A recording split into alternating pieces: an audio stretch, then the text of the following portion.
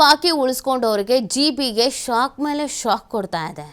ಒಂದಲ್ಲ ಎರಡಲ್ಲ ಬರೋಬ್ಬರಿ ಸಾವಿರಾರು ಆಸ್ತಿಗಳ ಹರಾಜು. ಫೆಬ್ರವರಿ 17ರಂದು ಮುಟ್ಟುಗೋಲು ಹಾಕೊಂಡು ಆಸ್ತಿಗಳನ್ನು ಹರಾಜು ಮಾಡಲಿಕ್ಕೆ ಪ್ಲಾನ್ ಮಾಡ್ಕೊಂಡಿದ್ದಾರೆ. ತೆರಿಗೆ ಬಾಕಿ ಉಳಿಸ್ಕೊಳ್ಬೇಡಿ ಅಂತ ಹೇಳಿದ್ರು, ಡೆಡ್ಲೈನ್ ಕೊಟ್ಟರು, ತೆರಿಗೆ ಪಾವತಿಸಿ ಇಲ್ಲಾಂದರೆ ಆ್ಯಕ್ಷನ್ಸ್ ತೆಗೆದುಕೊಳ್ತೀವಿ ಅಂತ ಹೇಳಿದ್ರು. ಬಟ್ ವರ್ಕೌಟ್ ಆಗಲಿಲ್ಲ. ಕೆಲವರು ಕಟ್ಟರು, ಕೆಲವರು ತಲೆನೇ ಕೆಡಿಸ್ಕೊಳ್ಳಿಲ್ಲ, ಬೇಡ ಬಿಡಿ ನೋಡೋಣ ಅಂತ.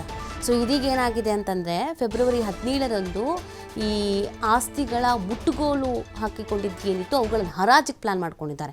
7020 ಆಸ್ತಿಗಳು ಹರಾಜಿಗೆ ಮುಂದಾಗಿರುವಂಥದ್ದು. ಜಿಬಿಗೆ ಗ್ರೇಟರ್ ಬೆಂಗಳೂರು ಪ್ರಾಧಿಕಾರ 5 ನಗರ ಪಾಲಿಕೆಯಿಂದ ಈ ಥರದೊಂದು ಕ್ರಮ ಕೈಗೊಳ್ಳೋದಕ್ಕೆ ಪ್ಲಾನ್ ಮಾಡ್ಕೊಂಡಿದ್ದಾರೆ.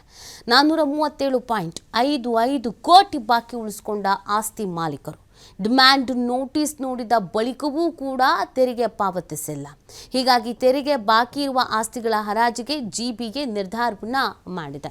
ಸಾಕಷ್ಟು ಬಾರಿ ಹೇಳಿದುಂಟು, ಡೆಡ್ಲೈನ್ ಕೊಟ್ಟಿದ್ದುಂಟು, ಇಲ್ಲ ಪೇ ಮಾಡಲೇಬೇಕು ಅಂತ. ಆದರೂ ಕೆಲವರು ತಲೆ ಕೆಡಿಸ್ಕೊಂಡಿಲ್ಲ, ಅಯ್ಯೋ ನೋಡೋಣ ಬಿಡಿ ಅಂತ.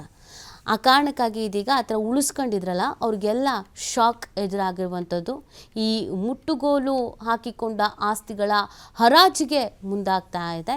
7020 ಆಸ್ತಿಗಳ ಹರಾಜಿಗೆ ಜಿಬಿಗೆ ಮುಂದಾಗಿರೋದು. ಗ್ರೇಟರ್ ಬೆಂಗಳೂರು ಪ್ರಾಧಿಕಾರ 5 ನಗರ ಪಾಲಿಕೆಯಿಂದ ಈ ಒಂದು ಕ್ರಮಕ್ಕೆ ಮುಂದಾಗಲಾಗಿದೆ. 437.55 ಕೋಟಿ ಬಾಕಿ ಉಳಿಸ್ಕೊಂಡಿರುವಂಥ ಆಸ್ತಿ ಮಾಲೀಕರು ಎಷ್ಟೇ ನೋಟಿಸ್ ಕೊಟ್ಟರು, ನೋಟಿಸ್ ಕೊಟ್ಟ ನಂತರವೂ ತೆರಿಗೆಯನ್ನು ಪಾವತಿಸಿರಲಿಲ್ಲ. ಹಾಗಾಗಿ ಈ ಒಂದು ಆ್ಯಕ್ಷನ್ಗೆ ಮುಂದಾಗಲಾಗ್ತಾ ಇದೆ. ಹೀಗಾಗಿ ತೆರಿಗೆ ಬಾಕಿ ಉಳಿಸ್ಕೊಂಡಿದ್ರಲ್ಲ ಅವ್ರಿಗೆಲ್ಲ ಇದೊಂದು ದೊಡ್ಡ ಶಾಕ್ ಎದುರಾಗ್ತಾ ಇರೋದು.